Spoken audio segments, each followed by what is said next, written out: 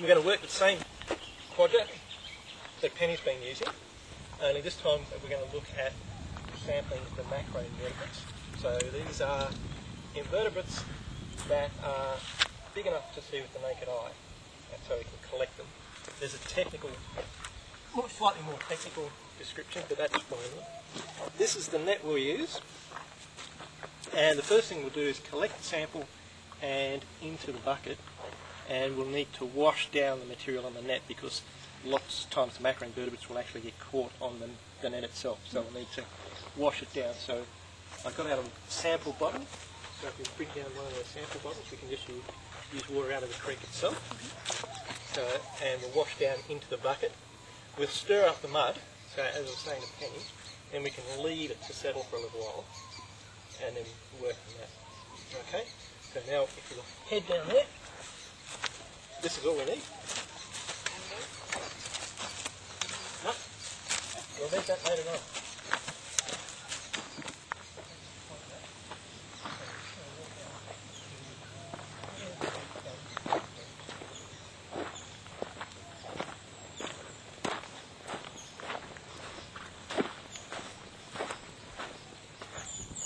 So as with the vegetation, the macroinvertebrates are going to depend on the habitat and a lot of difference between areas with little vegetation, no vegetation, and a lot of vegetation.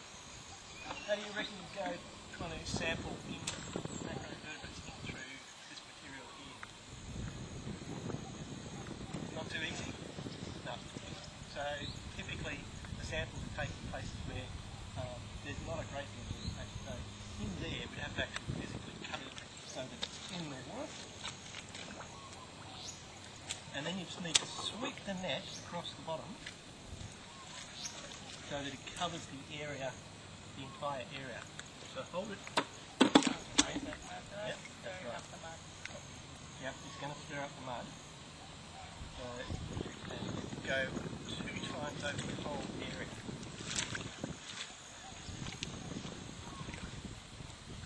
Don't worry about stirring up the mud, and then down through the middle.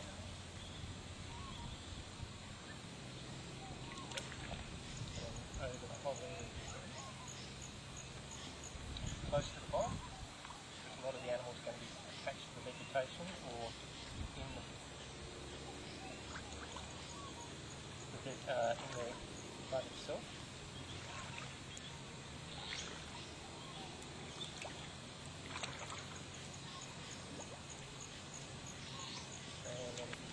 Down through the middle again,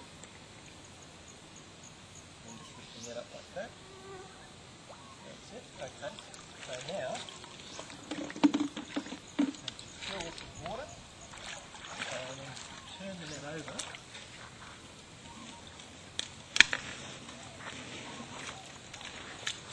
Carefully wash down the sides.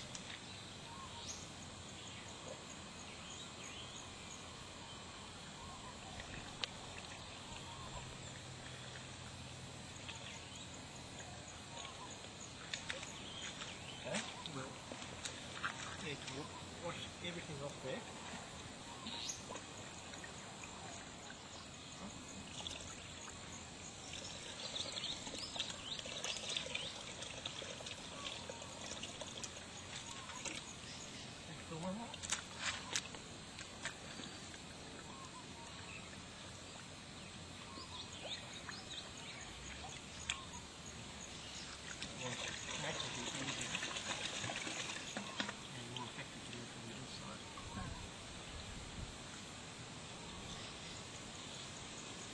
Okay, this is quantitative in that we're taking animals out of a defined area.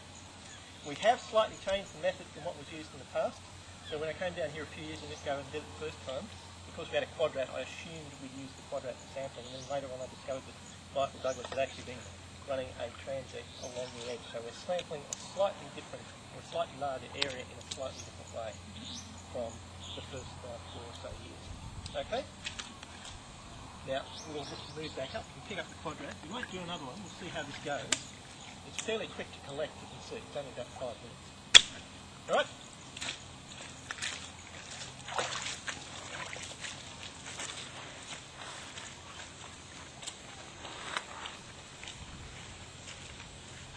remove the live material into another container.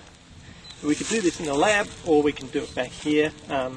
It's pretty quick and easy, or it's easy enough to do it here, and that means we've got smaller samples to take back to the lab, and it's easier to work with in the lab. So, I get every living thing out of here. So can you actually suck them up? Yep. Okay. If you're fast enough. Takes a bit of certain amount of reflex. Here it is.